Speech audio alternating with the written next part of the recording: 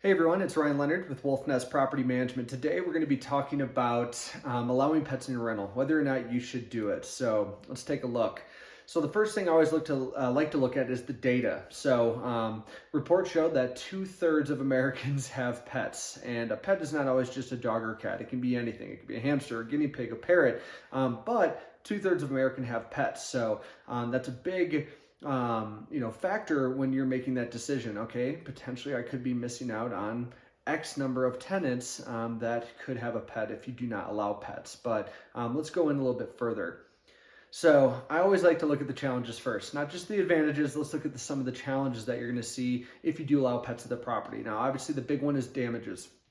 Dogs, cats, they can leave damage or stain to the carpet. Dogs can chew up baseboards or scratch floors with their nails. And then honestly, just the smell. Some people have a very, very fine nose for pet odor. So in between tenants, you may be having a noise issue that you need to address before that new tenant will move in with some carpet cleaner, professional cleaning, or even in the duct system. Also allergies, that's a big one. Also is noise. Consider your property. If you have an apartment or a condo that you're considering to rent, but you're surrounded by a bunch of neighbors within a wall shot of each other, that's something that you want to consider is, what type of noise am I going to be bringing into this unit or allowing a tenant to bring into this unit? And are the neighbors going to complain to the HOA or to you, which is going to take up a lot of your time. So proximity is always kind of a good factor to look at, is how close are you to your neighbors? Now, this is kind of the field that I'm in, is why you should allow tenants to have pets. Really the big one, like I mentioned before, 2/3 Americans having a pet.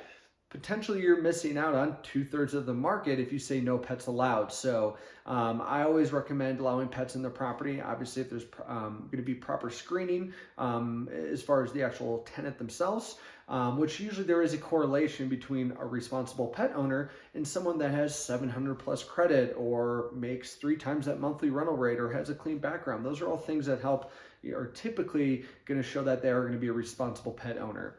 Also, when you're looking at considering pets, it boils down to that vacancy. Again, the more tenants that you appeal to, the shorter your vacancy is going to be in between tenants. So also another one is tenants.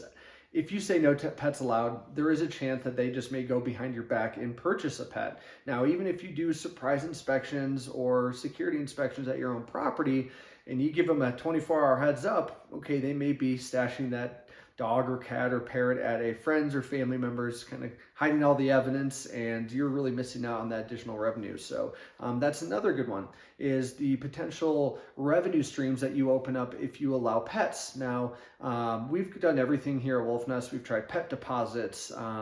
We've done pet rent.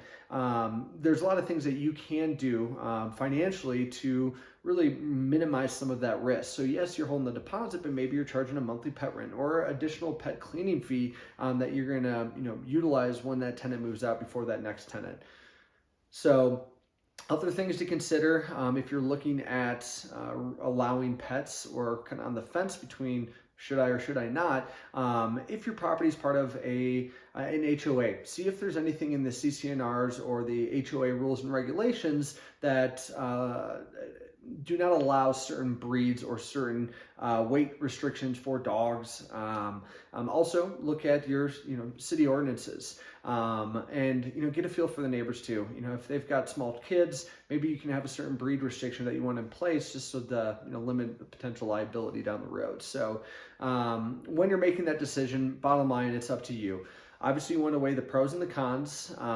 Again, personally, or myself, I'd like to allow pets, but obviously having certain safety nets in place to make sure that I can get the property back in the same condition when that tenant moved in. So if you have any questions about this, feel free to give us a call. Even if you're not a current client, I'd be happy to discuss, again, some of the pros, some of the cons, help you make that decision, see if you're a good fit. So there's all my contact information, email, phone. Hope to hear from you soon. Thanks.